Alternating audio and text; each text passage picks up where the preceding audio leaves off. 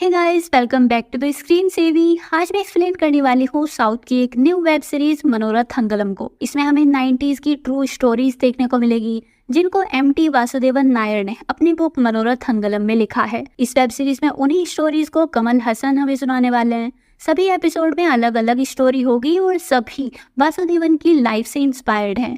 Stories feel good type की है, कुछ तो बहुत ज्यादा इमोशनल कर देंगी। अब बिना टाइम वेस्ट किए स्टोरी स्टार्ट करती हूँ। फर्स्ट स्टोरी है ओलवम थिरुवम। ये एक लव स्टोरी है। इसकी एंडिंग में दोनों प्यार करने वाले अलग हो जाते हैं, मतलब सैड एंडिंग। लड़की की फैमिली बहुत पुअर है और उसकी माँ पैसों के लिए कुछ भी करती है। तो क्या पैसे ही रीजन थे इन दोनों के अलग होने के पीछे या कुछ और? चलिए पता लगाते हैं। तो फर्स्ट एपिसोड में पपुटी की स्टोरी दिखाई जाती है। ये पैसे कमाने को नामादका की नाव चलाता है। इसका काम लकड़ियों को नदी में एक जगह से दूसरी जगह ले जाना है। इसके पास रहने को घर नहीं है और ना ही इसकी कोई फैमिली है, पर ये अपनी लाइफ में खुश है और अपने सारे पैसे जुआ या दूसरे कामों में उड़ाता रहता है। आज इसको अब्दू के साथ नाव लेकर जानी है। अब्दू बहुत बीमार है, इसको खून की उल्टियाँ हो रही है। ये शायद सुबह तक जिंदा भी नहीं बचेगा। तो बपुटी इसको बोलता है कि काम बाद में हो जाएगा, मैं पहले तुम्हें तुम्हारे गाँव लेकर चलता हूँ। पर अब्दू अपनी माँ से इतनी ज़्यादा नफरत करता है कि ये अपने लास्ट टाइम पर भी उनका फेस नहीं देखना चाहता। बपुटी शॉक हो जाता है और जानना चाहता है कि ऐसा क्या हुआ है कि ये आज तक कभी अपने घर नहीं गया, बस कुछ पैसे भिजवा देता है और आज भी वहाँ नहीं जाना चाहता। तो अब्दू ने बताया कि जब ये छोटा था तब इसके फादर की डेथ हो गई थी। इसकी फैमिली में इसकी माँ भवेथुमा और बहन निबेसु है। कमाने वाला कोई नहीं था, बस कुछ लोग आते थे और मॉर्निंग में पैसे और कपड़े देकर चले जाते थे। अब्दू को बचपन में तो कभी समझ नहीं आया कि वो लोग ऐसा क्यों करते हैं। गांव के बाकी लोग इसका मजाक बनाते थे और इस पर हंसते थे। जब अब्दू थोड़ा बड़ा हुआ तो इसे सब समझ आ गया और इसने अपना गांव ही छोड़ दिया। ये तब से अपनी माँ से नफरत करता है और लास्ट 10 to 20 ईयर्स से कभी वापस नहीं गया। सारी बात बताने के बाद अब्दू की रास्ते में ही डेथ हो गई। अब अब्दू का घर दिखाया जाता है। निबेसु अब बड़ी हो चुकी है। लोग भवेथुमा के गंदे कामों की वजह से निबेसु को भी गंदी नजरों से देखते हैं और हर कोई बस एक मौके की तलाश में है। आज भी इनके पास कोई काम नहीं है, बस अब्दू के भेजे हुए पैसों से ही इनका खर्च निकलता है। तभी यहाँ बपुटी आ जाता है। बपुटी भी इन दोनों माँ बेटी को हेट ही करता है। ये घर के अंदर तक नहीं गया, बाहर से ही भवात्मा को बता देता है कि ये अब्दू का दोस्त है और उसके लिए यहाँ आया है। वैसे तो अब्दू जीते जी कभी इस घर में नहीं आना चाहता था, पर मरने के बाद तो सभी को कुछ जमीन चाहिए होती है, इसलिए अब्दू की डेड बॉडी यहाँ लाया है। भवेथुमा और निबेसु इस न्यूज से बहुत ज्यादा दुखी हो जाती है। भवेथुमा अभी चेंज हो चुकी है। ये बपुटी से रेस्पेक्ट और अपने बेटे के जैसे ही बिहेव कर रही है। अब्दू का क्रिमिनेशन करने के बाद बपुटी अब्दू का सामान निबेसु को देता है और बोलता है कि अब तो तुम और तुम्हारी माँ खुश होगी, अब तुम दोनों का रास्ता साफ है, जो चाहे कर सकते हो।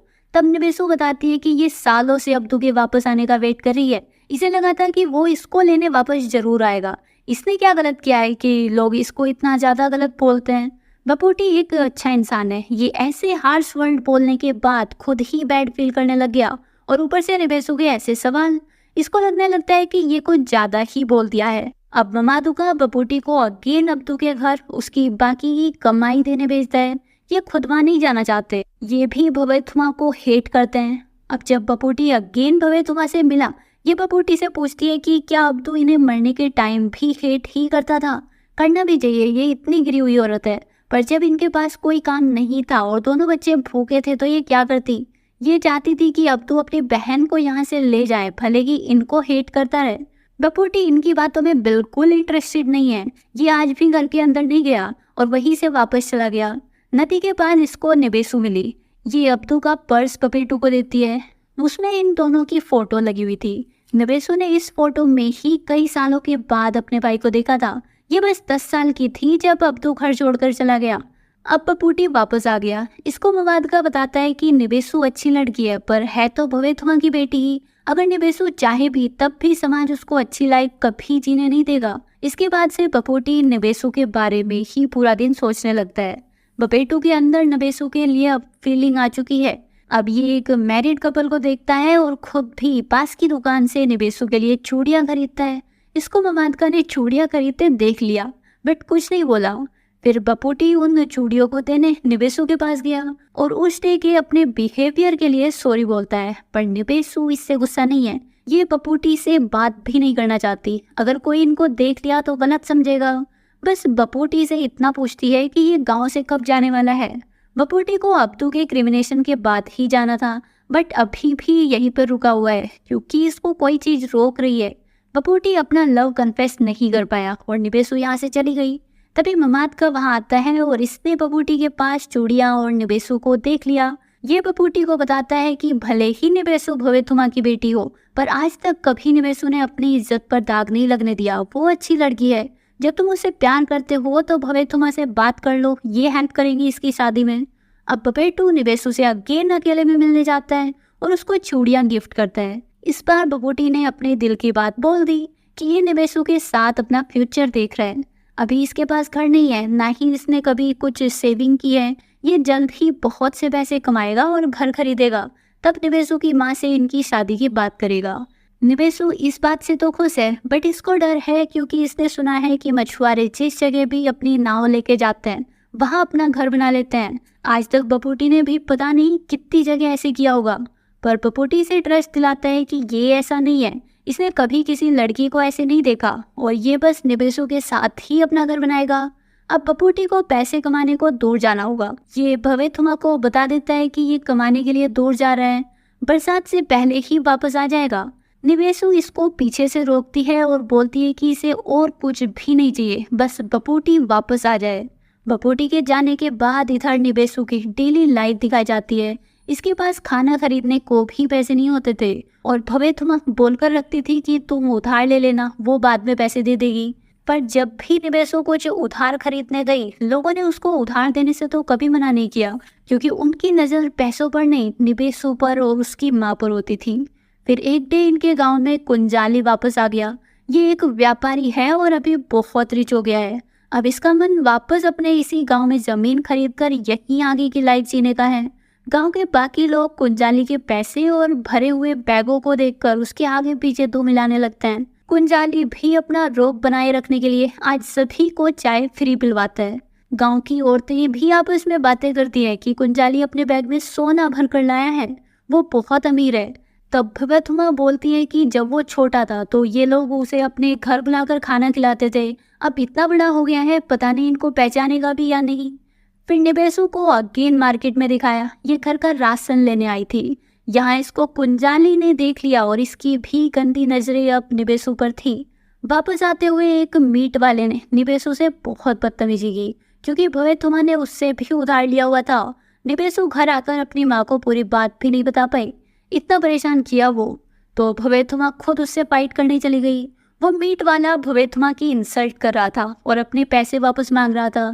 तभी कुंजाली वहां आया और भवेथुमा के उधार के पैसे दे दिए।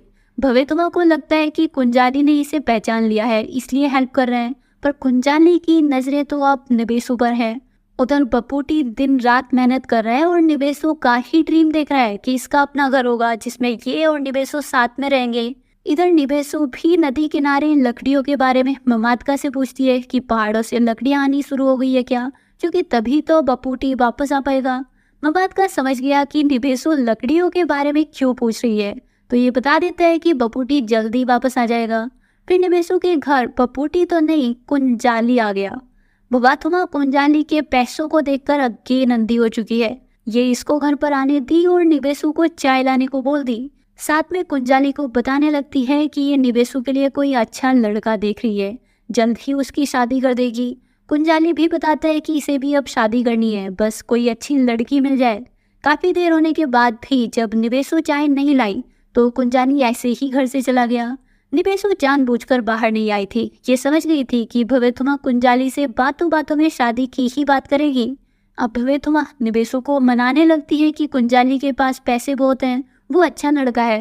तभी कुंजाली ने इनके घर राशन का बहुत सारा सामान भिजवा दिया। भवेथुमा का लालच अब और ज्यादा बढ़ गया। ये समझ गई है कि कुंजाली को इसकी बेटी अच्छी लगती है, इसलिए वो ये सब कर रहा है। निबेसु तो उस सामान को हाथ भी नहीं लगाना चाहती, बट इसकी माँ कभी चेंज नहीं होने वाली। उधर बारिश जल्दी शुरू होने की वजह से नदी में बाढ़ आ गई है और लकड़ियां भी पहाड़ों से अभी तक नीचे नहीं आई।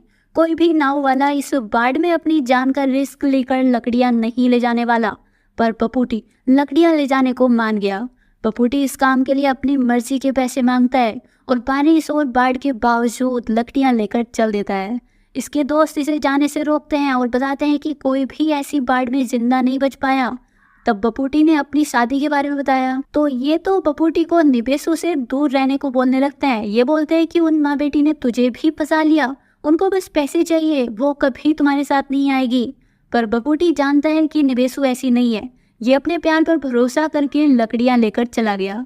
रास्ते में लकड़ियां खुल जाती हैं। बपेटू नदी में कूदकर उनको दोबारा गांठ लगाता है। ये जल्दी से पैसे कमाकर बस निबेसु के साथ जीना चाहता है।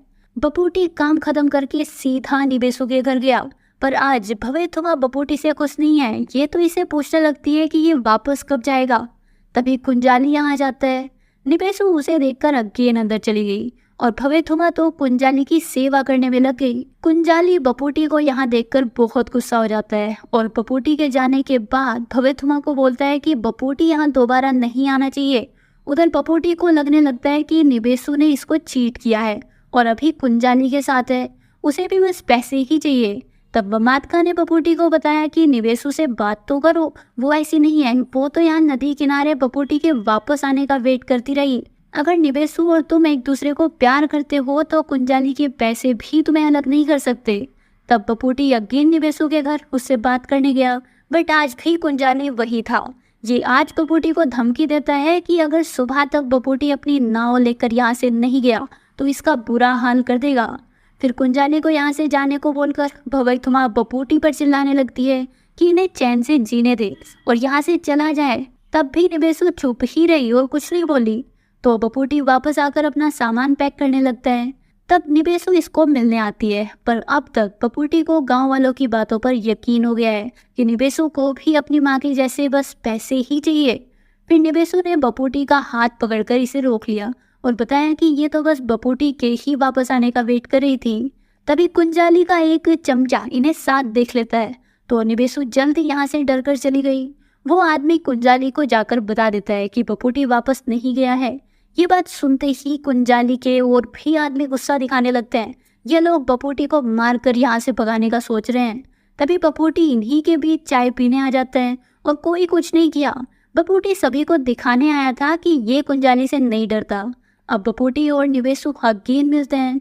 बपूटी बोलता है कि अपना घर छोड़कर जाना किसी को पसंद नहीं होता, इसे भी निबेसु को छोड़कर नहीं जाना चाहिए था। अब ये लोग आज रात ही यहाँ से भाग जाएंगे और दूसरे किसी गांव में जाकर अपना घर बनाएंगे।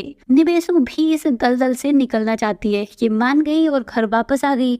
उधर मार्केट में कुंजाली ने भवेथुमा को पैसे खिला दिए और खुद निबेसु के घर आकर बपूटी निबेसु का वेट करने के बाद उसके घर जाने लगता है। तब रास्ते में कुंजाली ने इसे बताया कि इसे निबेसु के साथ जो करना था ये कर लिया है, अब बपूटी उसे लेकर जा सकता है। बपूटी इसकी बातों से समझ गया कि निबेसु अभी किस हाल में है। ये कुंजाली को बहुत मारता है। यहाँ लोगों की भीड़ इकट्ठा हो गई। कुंजाली अपनी जान की भीख मांगने लगता है, बट बपूटी ने पत्थर से इसका सर फोड़ने को मार दिया, बट कुंजाली बच गया। तब बपूटी गांव के सभी लोगों को बोलता है कि ये निबेसु को अच्छी लाइफ देकर रहेगा। कुंजाली ने उसके साथ जबरदस्ती की है।